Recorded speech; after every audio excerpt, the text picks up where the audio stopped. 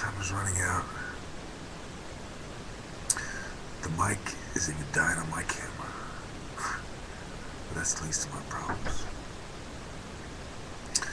The New World Order is crashing on my whole life.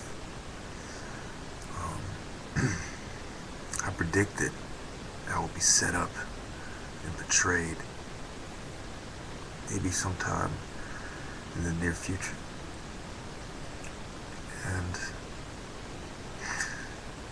I'd like to plug a few of the people that inspired me, but not really responsible for the way I think, but they inspired some of my thoughts. And that would be Jordan Maxwell and somewhat David Icke, but at the same time I did not agree with them on Egypt. Alex Jones at Infowars.com and PrisonPlanet.com. That was a big one for me that I listened to quite often. And though he admits that he's not always right, but he is right, I think I come to the understanding that I agree with his 80% estimate. Because in dealing with this kind of nature, the volume of material he gets, and he really got to sort through. I can speak for that myself. What I sort through just in the last year, just thinking about it makes my head spin. And I can understand, trying to balance your life and your family with researching this, trying to put the information out there. So, with all that said and noted,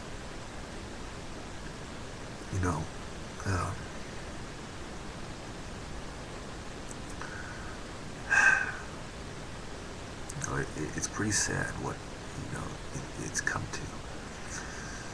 My whole room, I fill with my pictures and art, so I can kind of escape, this what's going on out there, and I get lost in the plants, and in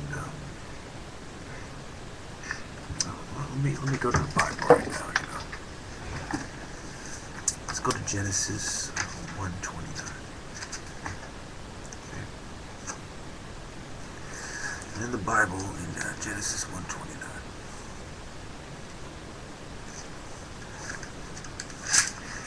we see that God blessed them and said to them, "Be fruitful and increase in number, fill the earth and subdue it, rule over the fish of the sea and the birds of the air and over every living creature that moves on the ground." That was Genesis 1:28.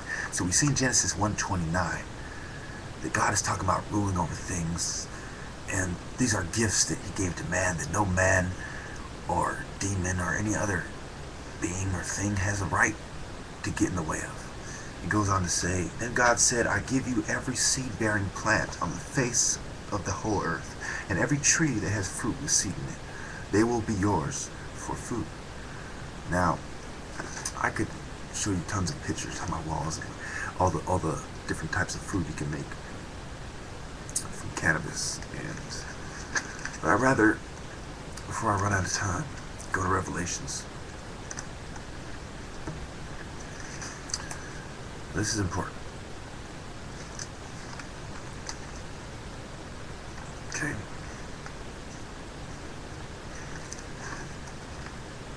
We see in Revelations. Okay, so let me see if I can first find you the quote of the Garden of Eden. Actually, I don't have time to really find it. So let's go to Revelations and let me find you. Okay, Revelations 22. Let me finish this by reading Revelations 22 now. In Revelation 22, which is the end of the Bible, this, my friends, is where the Bible ends. There's nothing after that. So we started at Revelations 1 in the first chapter, and now we will quote you the last chapter, in the beginning and the end. And a wise man once said, if you can find something in more than one place in the Bible, that you can count on that. Now, then the angel showed me the river of the water of life, as clear as crystal, flowing from the throne of God and of the Lamb down the middle of the great street of the city. On each side of the river stood the tree of life, bearing 12 crops of fruit, yielding its fruit every month. And the leaves of the tree are for the healing of the nation. No longer will there be any curse. The throne of God and of the Lamb will be in the city, and his servant will serve him. Let me read those first 3 or 4 lines again. Then the angel showed me the river of the water of life, as clear as crystal, flowing from the throne of God and of the Lamb, down the middle of the great street of the city. On each side of the river stood the tree of life, bearing 12 crops of fruit, yielding its fruit every month. And the leaves of the tree are for the healing of the nations. No longer will there be any curse. So what are we talking about? God gave man every seed-bearing plant. And the leaves of the tree of life are for the healing of the nation. And what was on each side of the river? If you forgot already, let me read it one last time. This is Revelations 22:2. Down the middle of the great city, down the middle of the great street of the city, on each side of the river, stood the tree of life, bearing 12 crops of fruit, yielding its fruit every month. So not only was the tree giving life, but it was spreading the fruit to be harvested every month. I cannot begin to describe to you the deep significance and importance of man being connected to the tree of life, and how all trees have in them a bit of the tree of life. And the leaves of the trees are for the healing of the nation, and the fruit that it yields are even more important than that.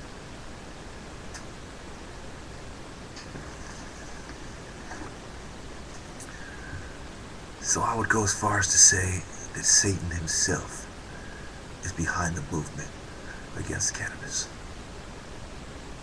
That's why psychiatry is an abomination to mankind as well as to God. So those of you who don't remember, it's Revelations 1:29, Revelations 22, 1 through 5. Thank you.